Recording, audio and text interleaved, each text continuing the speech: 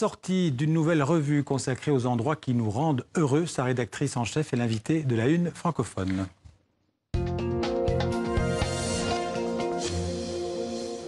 Bonjour Stéphanie Tisserand. Bonjour. Alors, cette nouvelle revue trimestrielle, c'est l'âme des lieux, les lieux qui font le monde. Alors, comment est né le concept, l'idée de ce nouveau magazine qui est sorti hier? Il est sorti hier, tout à fait, pour notre plus grand plaisir. Ouais. Bah, écoutez, Jean-Paul Arif et moi, Jean-Paul Arif, c'est le directeur des publications, nous avons eu l'idée de lancer cette revue en ayant à l'idée trois idées fortes. Ouais. La première, c'est de faire une revue qui soit agréable à lire, qui soit belle, qui soit... Alors, on a des photos, on a des cartes, on a des articles, j'assiste là-dessus, qui sont magnifiquement écrits. Ouais. Vraiment, je suis très fière de mes auteurs. Donc ça, c'était la première chose. C'est vrai que c'est agréable à lire. La deuxième chose, on voulait des articles qui emmènent les lecteurs, qui soient vraiment dans du plaisir de la découverte d'un tas de lieux, qu'ils soient touristiques, historiques, lieux de pouvoir, lieux du quotidien, etc. Ça, c'était la deuxième chose. Et la troisième chose, on voulait donner du sens. C'est-à-dire que notre point de départ, c'était de dire, mais finalement, aujourd'hui, on peut aller partout dans le monde, très vite, en avion, même sur Internet, on peut surfer, aller au bout du monde en un clic. Ouais. Et puis, finalement, on a une overdose d'images. Et quel est le sens de tout ça? Finalement, qu'est-ce qu'on peut mettre comme sens derrière ces images? Bon, voilà. Donc nous, on répond à des questions très simples. Et notre objectif, vraiment, c'est d'apporter du sens, d'expliquer. Ouais. Et alors, il y aura à chaque fois un dossier. Cette fois-ci, le dossier, c'est à la recherche. Où peut-on trouver le bonheur sur Terre?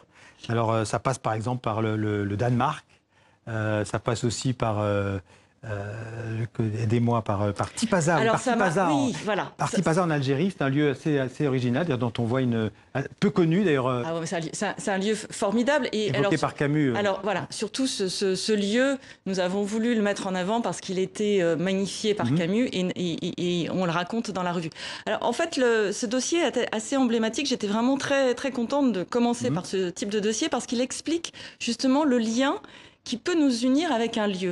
Ouais. C'est-à-dire qu'on a tous l'expérience de lieux dans lesquels on se sent bien, mais on ne sait pas forcément pourquoi. Et ça ne sera pas le même lieu pour vous, pour moi, ça sera très différent. Et pourquoi?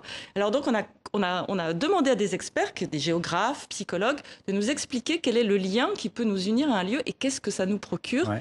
Et alors on vous explique tout ça. Et voilà. Alors il y a les lieux dont on a parlé, il y en a d'autres, les paysages aussi. Donc c'est le dossier avec cette recherche du bonheur sur Terre par ces différents lieux. Les paysages, par exemple les volcans islandais, mais c'est aussi Noirmoutier en France, la Provence, la terre du rosé. Puis alors il y a évidemment la compréhension de l'actualité passe par des cartes. C'est souvent très intéressant. Vous avez toute une série de cartes pour plusieurs pays, la Corée, la Russie, l'Autriche, le Mali ou Israël. Voilà. Alors moi j'aime bien cet exemple de Corée parce que la Corée c'est un pays dont on a entendu parler dans l'actualité ces derniers mois, dont on a encore parlé très abondamment.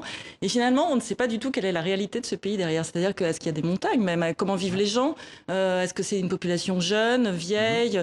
Quelles sont les ressources économiques de ce pays, etc. Donc, pour mieux, on est toujours dans la même démarche, aider à comprendre le monde. Donc, pour que les lecteurs puissent mieux comprendre le monde et l'actualité, on leur fournit des clés avec les cartes qui sont un moyen extraordinaire. Les cartes qui sont très intéressantes, très utiles. Puis on continue le voyage avec les lieux de pouvoir. Il y a Versailles, Paris, évidemment. Et puis les voyages aussi avec les secrets de Vienne. De Venise. De Venise, oui. Oui. De Venise, avec Casanova, évidemment, la vieille ville, la lagune tout autour. Et puis les toits de Paris aussi, c'est très intéressant. Je ne sais pas si on en voit quelques images, c'est-à-dire les toits avec cette architecture, les architectures d'exception à Paris. Là aussi, ce sont avec des photos superbes. Alors, c'est vrai que là encore, on a voulu montrer des architectures d'exception et puis on a voulu partir aussi de la question très simple, mais finalement, ces toits de Paris qui sont un élément d'identité très fort de la capitale, qui sont connus dans le monde entier, qui sont repris dans le cinéma. On a fait un petit clin d'œil comme ça à des films qui mettent en scène les toits de Paris. Ces toits, pourquoi est-ce qu'ils sont en zinc? Voilà. Donc on va vous raconter, on va vous dire que finalement, c'est une histoire, c'est lié à des facteurs historiques, démographiques, économiques qui aboutissent à ces toits qui sont... Alors, il y a des lieux de mémoire, on peut parler le Verdun des Vosges, le parcours dans les tranchées. Puis il y a des petites pépites, par exemple, dans ce premier numéro, il y a le manoir de Charlot en Suisse, original, à Vevey. Oui, qui est une résidence formidable. Ça fait partie aussi de notre démarche, c'est-à-dire de mettre en avant des lieux qui ne sont pas forcément très très connus. Ouais. Vous citez effectivement la maison de la dernière demeure de Charlie Chaplin en Suisse, à Vevey, qui est magnifique.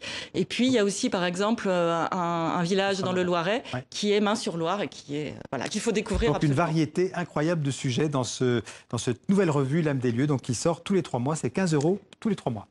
Merci. Merci beaucoup Stéphanie Tisseron d'être venue en parler dans le 64.